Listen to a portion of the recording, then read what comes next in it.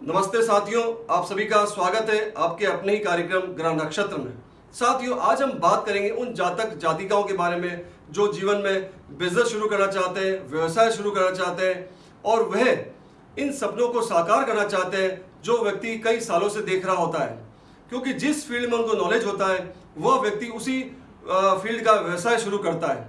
दोस्तों, व्यवसाय शुरू करने के लिए काफ़ी ज़्यादा धन भी चाहिए होता है और वह अपने बिजनेस को चलाने के लिए खूब धन भी लगाते हैं और काफ़ी समय निकल जाने के बाद भी उसको उस धंधे में, बिजनेस में, व्यवसाय में सक्सेस नहीं मिलती है और विफलता हाथ लगती है और निराश, हताश होकर के डिप्रेशन में आकर के वे घर बैठ जाते हैं।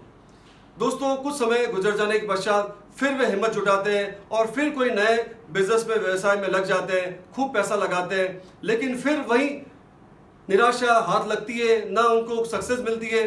तो ये क्यों घटना घटित होती है ऐसे जातक जातिकाओं के जीवन में? यही जानकारी हम प्राप्त करना चाहते हैं कुंडली के माध्यम से। दोस्तों, ऐसे व्यक्ति जो हमेशा बिजनेस शुरू करते हैं, पैसा लगाते हैं, लेकिन हमेशा निराशा हाथ लगती है। दोस्तों, यह कालपुरुष की कुंडली है, मेष लगन की कुंडली है। मेष लगन की कुंडली के माध्यम से मैं आपको बताना चाह रहा हूं। लगन दोस्तों कोई भी हो सकता है, किसी भी लगन की कुंडली हो सकती है, लेकिन जो स्थिति, जो समीकरण इस कुंडली में बैठेगा, ऐसी अगर स्थिति आप लोगों की जिंदगी में भी आ रही है, आप लोगों की कुंडली में भी आ रही है, तो निश्चित तौर पे आपको भी बिजनेस में जरूर घाटा उठाना पड़ रहा होगा। यह दोस्तों देखिए मेष लगन कुंडली है। यहाँ पे छठे भाव में अगर बुध आके विराजमान हो जाए, छठा भाव जो कि रोग का है, शत्रु का है, यहाँ पे बुध आके विराजमान हो जाए, साथ ही साथ अगर पापी ग्रह की दृष्टि हो और अगर साथ ही साथ पाप द्रष्टव्य में होने के साथ पाप कर्तृ योग में भी अगर हो तो ऐसी स्थिति बन जाती है। इसके साथ अगर अष्टम भाव में बुध आके विराजमान हो जाए और पापी ग्रह की दृष्टि हो या बुध पाप कर्तृ योग में आ जाए, तब भी ऐसी स्थिति बनती है कि बिजनेस कई अलग अलग तरीके के बिजनेस करता है और पैसों की हानि उठानी पड़ती है उसे। और उसके साथ 12th हाउस कुंडली का जो द्वादश भाव है, यह खर्च का भाव है, व्यसन का भाव है।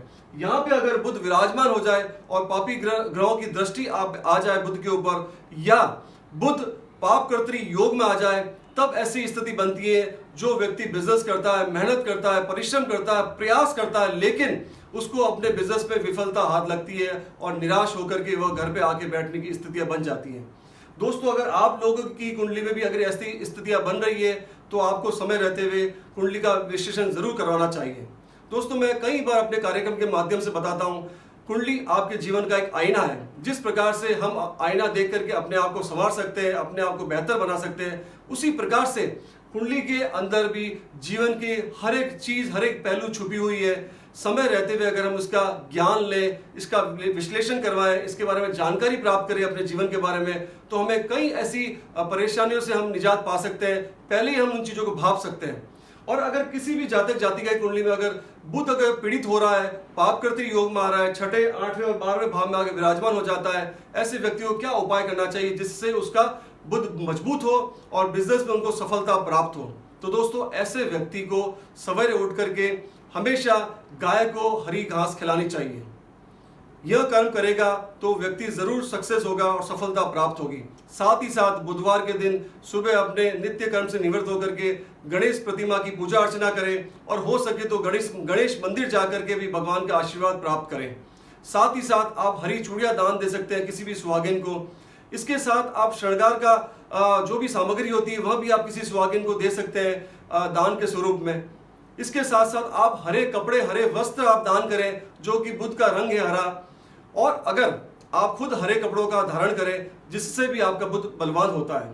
तो ऐसी स्थिति में अगर बुध आपका पीड़ित है, बुध अगर कमजोर है, तो ऐसी स्थिति में बुध आपको फेवर करता है और बुध आपका मजबूत होता है।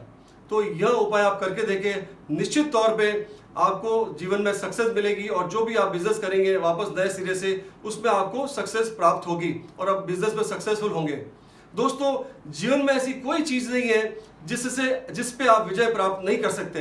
सिर्फ शर्त यह है कि आपको मेहनत, प्रयास और सही मार्गदर्शन मिलना चाहिए आपको।